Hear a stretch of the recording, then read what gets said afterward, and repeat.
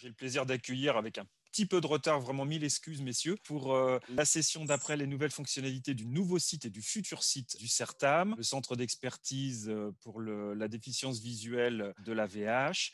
J'ai le plaisir d'accueillir Manuel Pereira et Jean-Pierre Carpanini pour nous expliciter un petit peu tout ça. On sait que le CERTAM, c'est une initiative qui date de 2008, que vous avez une réflexion, messieurs, de modifier les choses, enrichir les choses, changer un petit peu les choses depuis une grosse année. Vous avez travaillé d'arrache-pied et on est évidemment impatient de savoir ce qu'on va découvrir très bientôt sur le futur nouveau, enfin vraiment la nouvelle interface qui devrait bientôt paraître. Messieurs, je vais vous laisser la parole et on laissera les questions aux auditeurs dans la suite. Messieurs. Bonjour à tous, je suis donc Manuel Pereira, je suis responsable du pôle accessibilité numérique à la VH et dans ce pôle, on a bien évidemment le CERTAM. Je voudrais d'abord vous remercier de nous avoir conviés pour vous présenter le futur nouveau site du CERTAM en avant-première. Vous allez voir qu'il y a pas mal de changements. On a essayé de vraiment faire en sorte que ce site fasse peau neuve et qu'il soit le plus possible tourné vers les personnes pour lesquelles on essaye de travailler, que ce soit les professionnels du secteur du handicap visuel, mais également forcément les personnes directement concernées. Je vais laisser Jean-Pierre se présenter, puis je vous dirai quelques mots.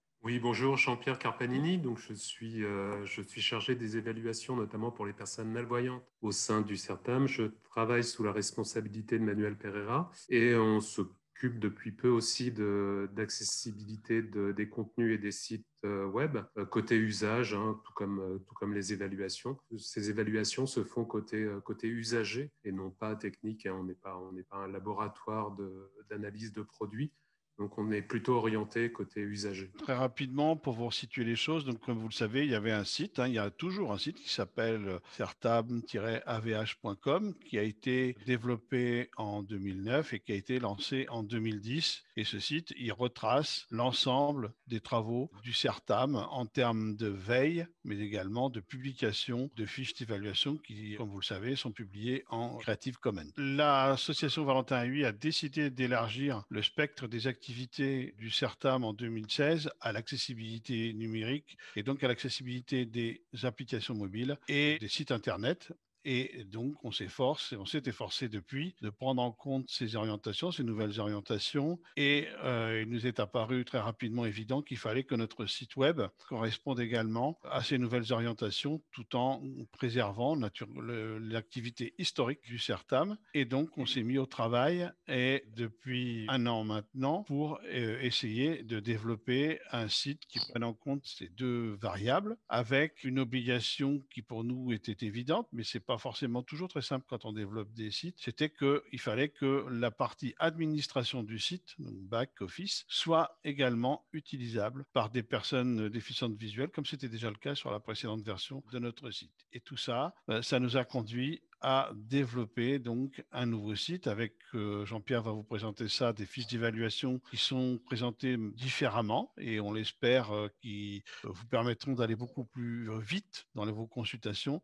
Et puis un outil d'enquête qu'on va vous présenter qui pour nous est très important pour essayer d'avoir le plus de métriques possible sur l'ensemble de nos activités et surtout autour de l'accessibilité numérique. Et je pense qu'aujourd'hui, on est tous bien placés pour savoir qu'on manque cruellement de données statistiques et l'objectif de cet outil va être de fournir à tous, toutes les associations, mais également au pouvoir public, des métriques sur l'accessibilité numérique. Donc je laisse la parole à Jean-Pierre qui va vous présenter ce nouveau site et les nouveautés qu'on apporte.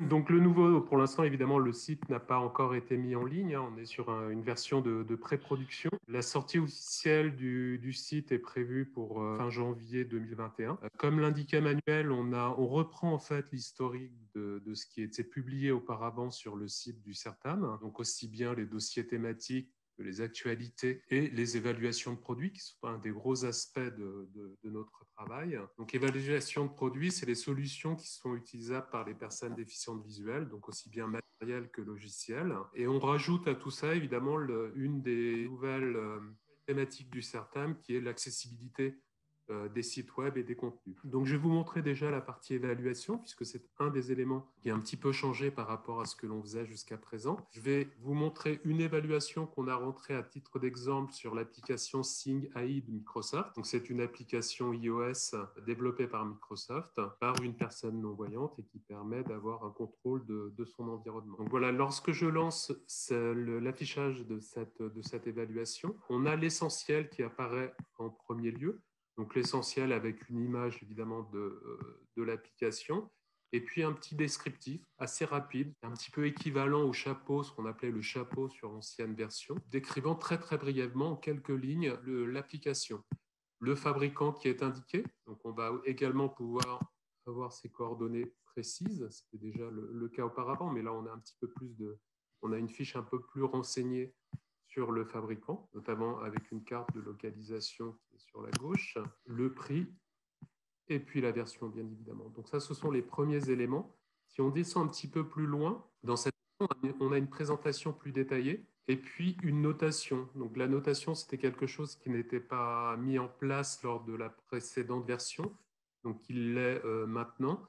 Donc cette notation, en fait, c'est une moyenne qui est faite entre plusieurs sous-notes. Donc ces sous-notes sont, pour ce qui concerne l'application Seeing AI, la pertinence, l'intérêt du produit, les performances, les ressources. Si on veut avoir un peu plus de précision sur ces sous-notes, on a un petit bouton d'information qui va nous donner en fait le rôle de ces sous-notes. Voilà, les caractéristiques générales du produit. Donc on va avoir les principales caractéristiques, une quinzaine. Si on veut avoir l'ensemble des caractéristiques, donc quelque chose de plus complet, on l'aura sur la partie évaluation, mais on ne l'a pas directement sur le premier affichage. Enfin, on a la possibilité d'inclure des médias. Donc là, en l'occurrence, une petite vidéo via un lecteur qui est accessible. Donc ici, par exemple, on va pouvoir décrire les fonctionnalités de l'application. Donc, je vais juste lancer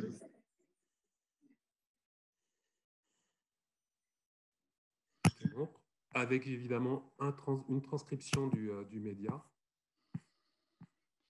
fait, ce qu'on a fait, c'est qu'on a repris le lecteur Able Player, qui est en termes d'accessibilité, de notre point de vue, ce qui se fait aujourd'hui de mieux. Et donc, on l'a intégré directement sur notre site web, nouveau site web. Alors, d'un point de vue technique, en fait, les contenus médias, notamment vidéo, ne sont pas stockés directement sur le serveur du site. On a une chaîne YouTube. Donc, les vidéos sont accessibles également sur YouTube. Et on a ce fameux lecteur accessible qui permet d'interroger la vidéo qui est stockée sur YouTube.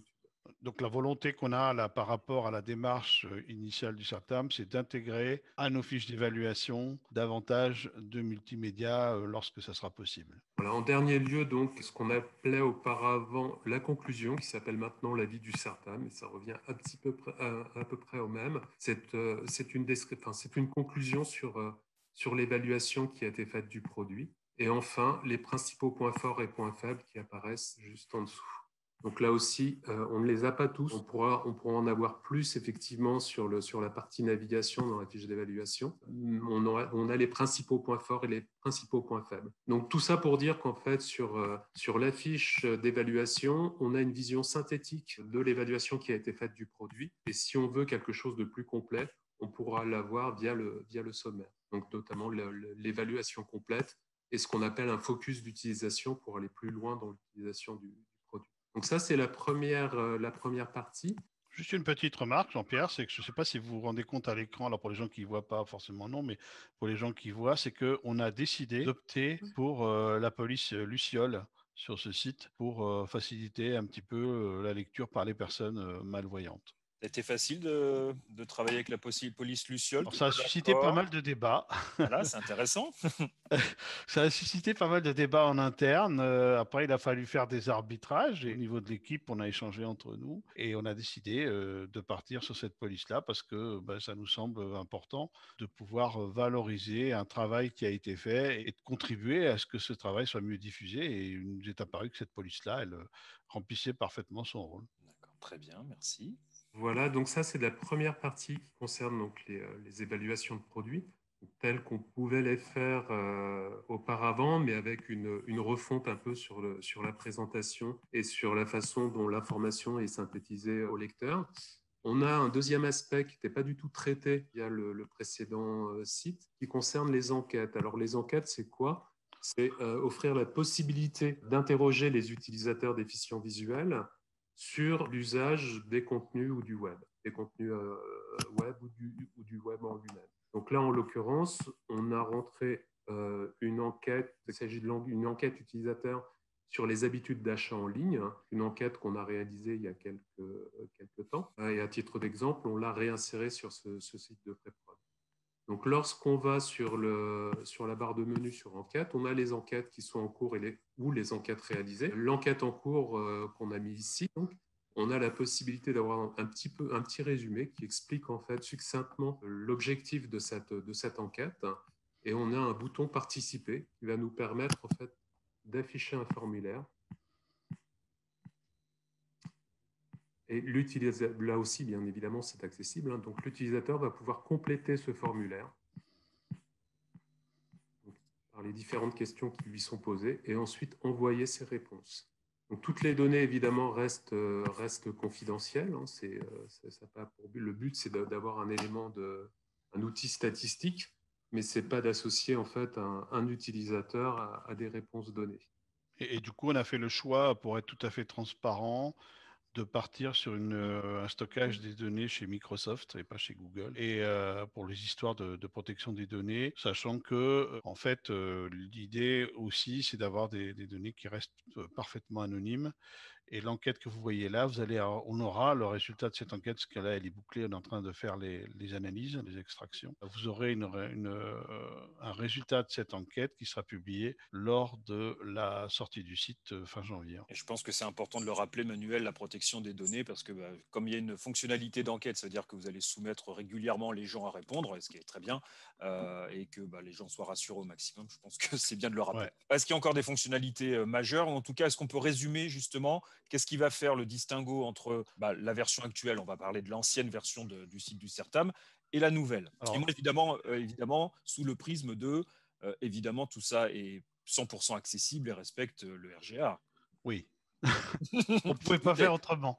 Oui, oui, non, j'ai envie de dire que là, comme vous avez pu le voir un petit peu rapidement, on a un petit peu retravaillé les fiches d'évaluation pour offrir la possibilité d'avoir une consultation beaucoup plus rapide de ces fiches aux gens qui le souhaitent, tout en gardant la possibilité d'aller fouiller beaucoup plus en détail toutes ces fiches et d'aller chercher des détails techniques si on a envie de les chercher. Ça, c'est un premier point. Le deuxième point, c'est la rubrique actualité et des articles. La volonté qu'on a aujourd'hui, c'est de renforcer la ligne éditoriale du site et d'avoir beaucoup plus de contenu éditorial sur le site en termes d'articles. Par exemple, quand on va lancer le site, on a fait un gros travail. Il y a nos bénévoles qui a fait un gros travail. On vous en parlait hier sur les déclarations de conformité et précisément sur le fait de savoir si ces déclarations de conformité qui sont obligatoires aujourd'hui sur les sites publics, mais pas que, le point de savoir si ces déclarations de conformité, elles répondent bien aux obligations légales ou pas. Et vous verrez, quand on va sortir l'article, malheureusement, que le résultat est assez édifiant et qu'on a encore beaucoup à faire sur ces points-là. Donc ça a renforcé la ligne éditoriale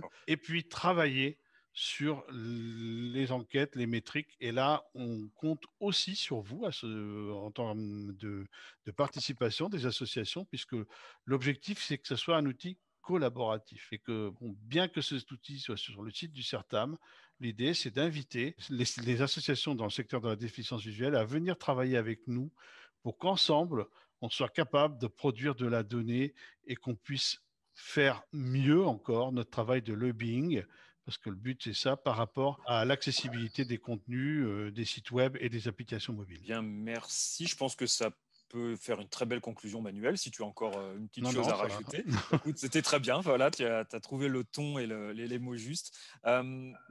Écoutez, on a encore quelques minutes pour quelques questions.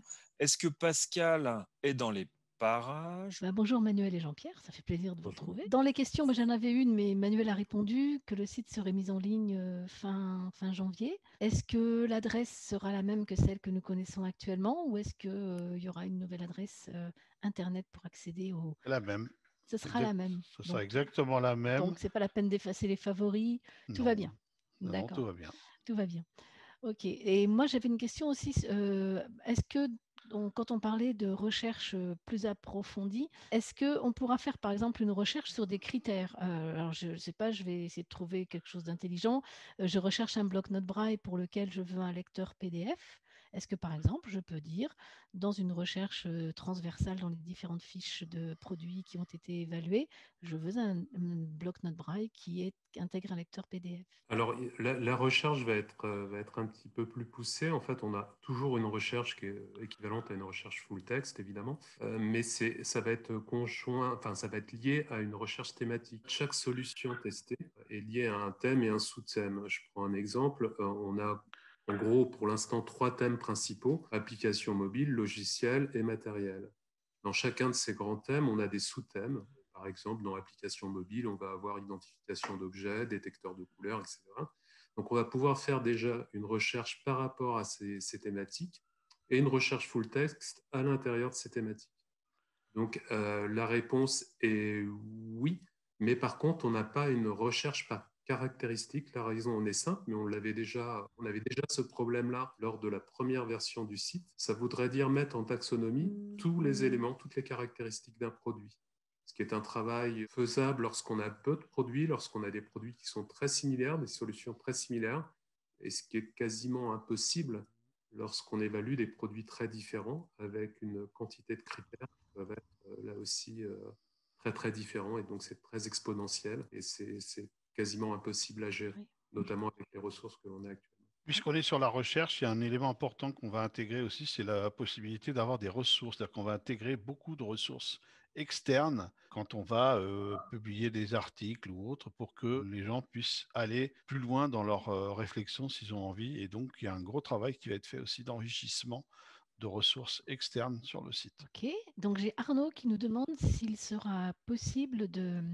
que les utilisateurs du matériel, par exemple, qui seront présentés dans les fiches, puissent commenter et apporter leur retour sur des fonctionnalités, peut-être des astuces, enfin ce genre de complément à la fiche de base. Alors, le site, on a eu un gros débat là-dessus pour être tout à fait transparent. On a prévu le site de sorte à pouvoir le faire si on le souhaite. Après, le problème qu'on a aujourd'hui, c'est un problème humain. C'est qu'en fait, on est une petite équipe au CERTAM. Je ne sais pas si les gens savent, mais on est trois personnes. Et donc, voilà, on a beaucoup de travail. Et du coup, ça voudrait dire qu'il faudrait quand même modérer un petit peu tous ces commentaires qui nous arriveraient. Et donc, pour le moment, on ne le fera pas, mais on a gardé, on s'est réservé la possibilité de le faire. Au niveau des enquêtes, alors moi je suis un peu sûrement comme beaucoup d'entre vous, on voit souvent passer des étudiants en master 2, en master 1, en thèse, qui cherchent des informations. Est-ce que le site a vocation d'accueillir des enquêtes externes qui pourraient leur être proposées par, je pense aux étudiants, mais il n'y a pas que. Oui, Oui. oui, l'outil, il est vraiment destiné à servir à tout le monde. C'est-à-dire qu'on peut même imaginer des fabricants de produits électroménagers ou des organismes de représentation qui ont envie d'avoir des informations sur l'utilisation par les personnes déficientes visuelles du tactile ou je ne sais quoi. Et effectivement, l'outil, il est ouvert à tous, en fait. Ça, c'est une très bonne nouvelle, je pense. Enfin, c'est Bah, un c'est la avis volonté, personnel, là. mais je crois que c'est ça, parce que Mm. on sent qu'il y a souvent des demandes, bah oui, des startups, des étudiants. Enfin, on sent qu'il y a une demande d'information, et puis on a parfois l'impression que ça part un peu dans tous les sens. Donc, s'il peut y avoir une sorte de regroupement sur un même site, je pense que ce sera bénéfique pour tous. Bah, l'objectif, c'est que n'importe qui puisse après venir collecter l'information qu'il a envie de collecter derrière, parce que l'idée, c'est d'archiver ces travaux sur le site, de les garder. Et donc, n'importe qui pourra venir après piocher dans les différentes enquêtes pour faire les extractions qu'il a envie de faire. Oui, puis ça évite de réinventer la roue, quoi, Oui, d'une certaine manière, si on peut exactement. le dire comme ça. Oui, ouais, non, mais c'est exactement ça. Ben, je crois que j'ai épuisé Euh, ma liste de questions, et si c'est juste à l'heure, ça va. Vous avez condensé le Oui, propos et c'était très clair. Bah, je vous remercie Manuel et Jean-Pierre. On Merci. croise les doigts que les derniers ajustements se passent bien et que la Oui. sortie sera effective. Ce sera un beau cadeau de Noël, hein, en tout cas pour vous. Et puis, puis pour nous aussi, évidemment, parce que je sais que à titre personnel, je vais souvent rechercher des informations déjà sur l'existant. Donc, avec impatience de découvrir les nouvelles interfaces et les nouveaux messages. Et puis, justement, le document dont tu parlais, Emmanuel, sur l'article Ouais. sur la recherche et un petit peu le diagnostic des déclarations de conformité va me passionner, j'en suis sûr. Eh ben, merci à vous. Je voudrais juste remercier le partenaire qui bosse avec nous là-dessus, qui fait un gros boulot, qui est Anaguru, que vous avez déjà eu hier d'ailleurs, où on travaille vraiment depuis de longs mois sur ce site, et j'espère que tout le monde sera content du résultat. En tout cas, on va tout faire pour. Eh ben, merci, c'est tout le mal qu'on vous souhaite en tout cas. Et puis bonne continuité, continuez bien.